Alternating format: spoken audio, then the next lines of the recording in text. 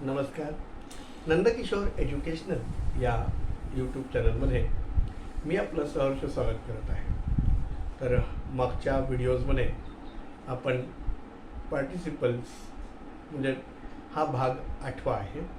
Double part of speech part 8 म्हणजे भाग 8वा.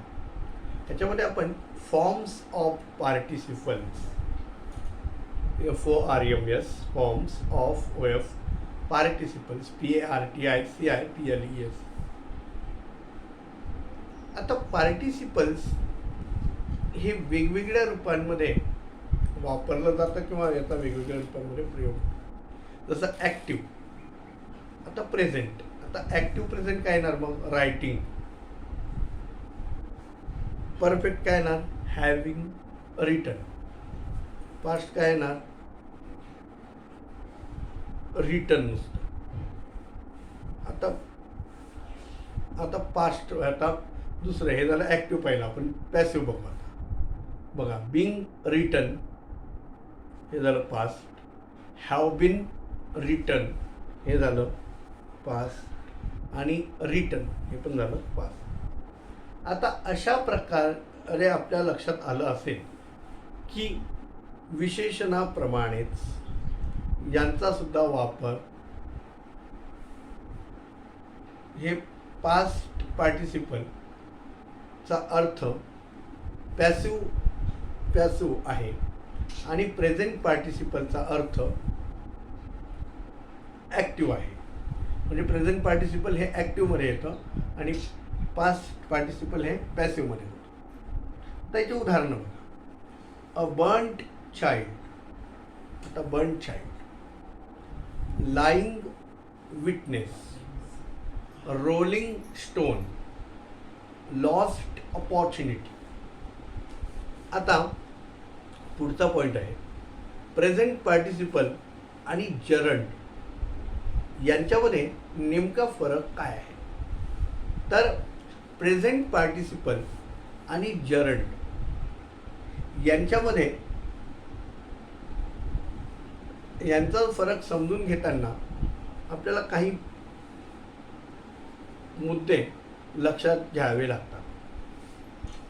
त्यापैकी एक, प्रेझेंट पार्टिसिपल आणि जरंड ह्या दोघांनाही हे दोन्ही म्हणजे क्रियापदाच्या पहिल्या रूपास ING प्रत्यय लावून तयार होतात. पॉइंट दुसरा, प्रेझेंट पार्टिसिपल द्वारे क्रिया व क्रिया आणि विशेषण म्हणजे प्रेझेंट पार्टिसिपल हे क्रियापद आणि क्रियापदाचे विशेषण यांचे कार्य करतात. तर जरंड काय करतं? जरंडने काय होतं तर हे क्रियापद म्हणूनही वापरलं जातं आणि क्रियापदाचे नाम म्हणूनही, यानी व्हर्बल नाऊन म्हणून सुद्धा त्याचा वापर होतो. तसंच दुसरा पॉईंट काय सांगितलं मी, पार्टिसिपल हे काय असतं तर एक व्हर्ब म्हणून पण वापरलं जातं आणि विशेषण म्हणून सुद्धा वापरलं जाऊ शकतं. आणि पुढचा पॉईंट काय सांगितलं मी की व्हर्बल जरंड काय असतं, जरंड हे व्हर्बल नाऊन म्हणून पण वापरलं जातं. म्हणजे व्हर्बल नाऊनचं पण कार्य करतं आणि क्रियापदाचं पण काम करतं. लक्षात आलं? दोन्ही नीट लक्षात. पुढे, प्रेझेंट पार्टिसिपलचा मराठी अर्थ त आहे असा होतो. तर उदाहरणार्थ, hearing the noise the man woke up. आवाजाने माणूस जागा झाला.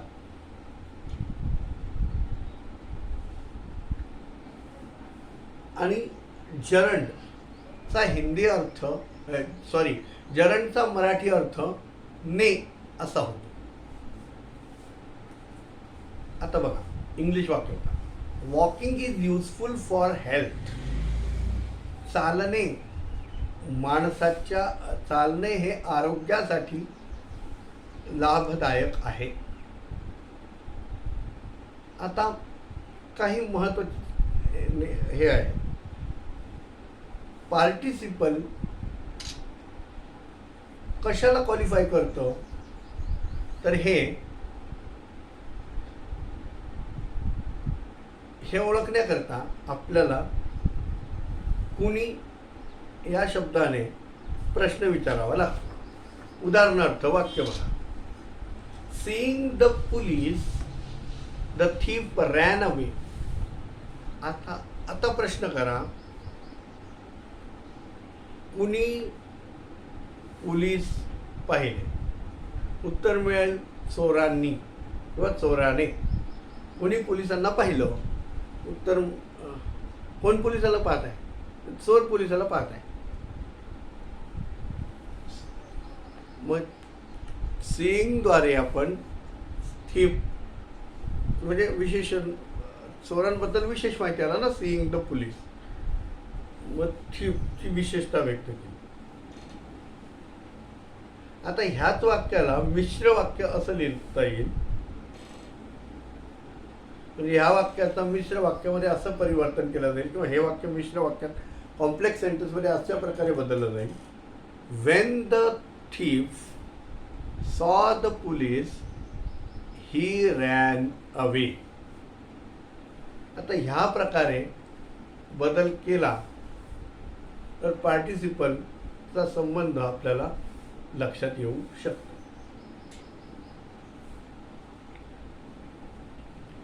मला खात्री आहे की माझ्याद्वारा दिलेली माहिती आपल्याला नक्कीच समजली असेल.